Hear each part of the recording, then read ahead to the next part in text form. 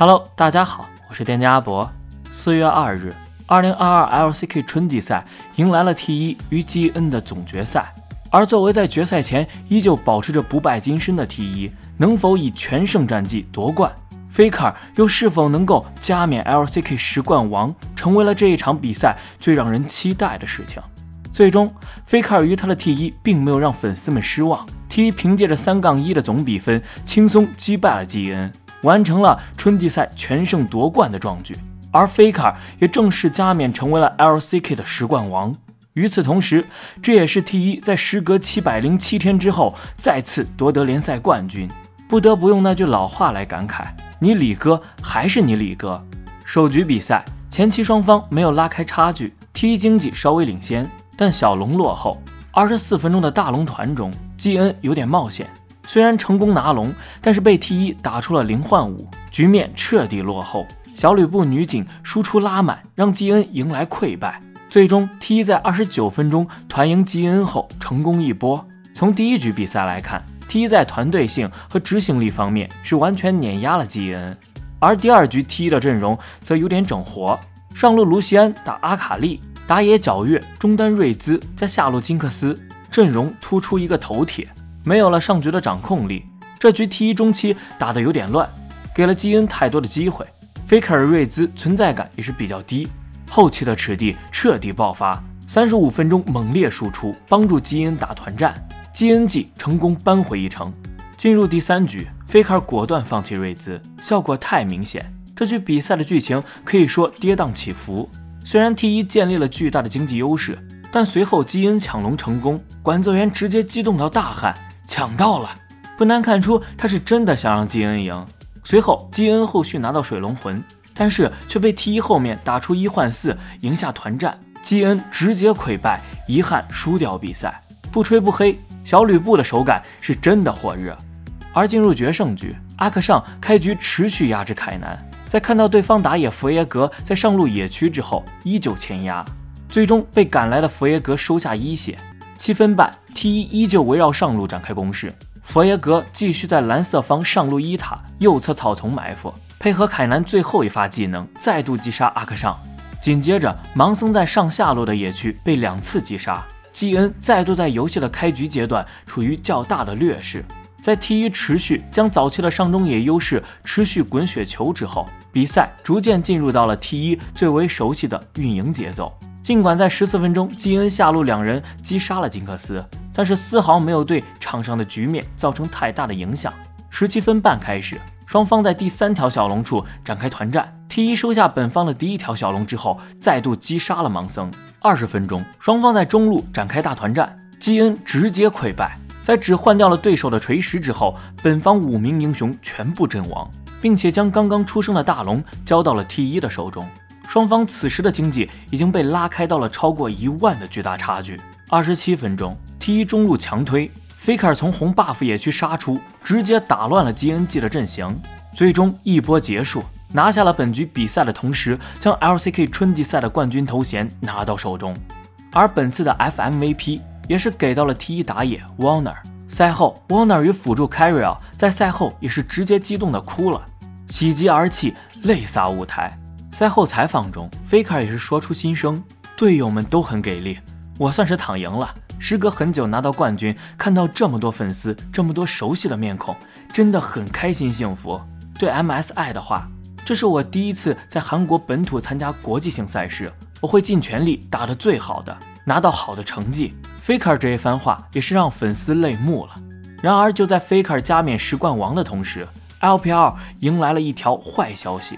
T1 战队 CEO 回应了 LPL 官推一条消息之后， LPL 官推表示看了3场比赛，感觉 T1 被高估了。结果这个 CEO 却回怼说，去问问 LNG 和威武，我们是不是被高估了？言下之意就是 T1 在训练赛暴打威武和 LNG。 而杜英碧之前也爆料说， T1 在训练赛把 LNG 打成0-6。这2个队都打过，都知道2个队的实力。但是 T1 是Genji 好像没有，Genji 后来没有，跟 T1 打过。然后 Genji 是有一个 LCK 的选手说 Genji 状态不如 T1， 然后我说怎么可能 T1 状态那么好？我们先打打看，因为我们打 TS 前一天是打 T1 嘛。直接被6-0，每一把10分钟。我们3月30号比赛，3月29号打 T1， 直接被6-0，打了6场比赛。然后呢，每一把10分钟，3路爆炸直接进。本来训练赛2点训练赛至少要打到4点4点半，我们2点训练赛打到3点多吧，好像直接再见了。所以这次 MSI 对于 LPL 来说真的很难了，因为 T1 的状态实在火热，这对于 LPL 来说绝对是一条坏消息。T1 已经确认代表 LCK 赛区参加本次的 MSI 了，他们只需要在自己主场等候其他赛区的对手即可。那么问题来了，目前 LPL 赛区谁能和 T1 有一战之力呢？下面阿博说一下自己的看法。首先是威武战队，威武是这个赛季 LPL 常规赛的第1名，队伍配置比较均衡，上中下3路可以作为3核去打，打野和辅助是开膛工具人，上路也可以拿出蓝领上单为团队承伤。这赛季的威武有点像2018的仁川 IG， 具备3核谁都可以 C 的资本。从配置来看，威武可能是 LPL 新4大天王里面最合理的，而且上路 Rich 的上限也许远远没到，而 T1 比较弱的软肋之一就是上路。这赛季的 T1 也是多核偏下路的阵容，因此纸面比较，威武也许不落下风。RNG 的赛季仅仅换了新上单，所以按照磨合程度来说， RNG 也许是 LPL 新4大天王里面最好的，沟通也可能是最流畅的，因为 RNG 是上届 MSI 冠军，在2018年也在巴黎夺冠，因此 RNG 可能是 LPL 那么多支战队参加 MSI 经验最丰富的。如果 RNG 真的能去今年的 MSI， 单是经验上面的赢面就比 LPL 其他3支队伍要大。RNG 这赛季除了绝对的核心中单小虎以外，下路 Gala 和上路 Bin 不算太稳定，打野位可能需要一定时间才能回到巅峰状态。然后是全新的 TES， 上线和下线都无法预料，从打野位置转上单，一直喜欢亮表情的自信上单 WeWorld， 也许是 TS 这支队伍能创造无限惊喜的关键先生。 TS 季后赛打得确实很好，可怕的是这可能还不是他们在这个赛季的巅峰状态。这支新的 TS 在面对 T1 的时候可能会输得很惨，也可能会给 T1 造成很大的麻烦。也许看看 TS 在季后赛4强的表现，再来判断其余 T1 能否有一战之力。GTG 是目前 LPL 17支战队里面为数不多以打野为核心的野核战队。如果从纸面上看，和 LCK 的 DK 战队非常像。DK 已经是 T1 这赛季的手下败将了，但是 GTG 不一定，因为 GTG 有一个可以无限提高上限的红米教练，在红米教练的调教下，这支队伍甚至给人一种战无不胜的感觉。值得一提的是 GTG 的下路 Hope， 按照目前的状态来看，也许还是被低估了，有可能是一个隐藏的大 boss。 GTG 在春季赛常规赛后半段能拿到那么好的成绩，和下路 Hope 的觉醒脱不了干系。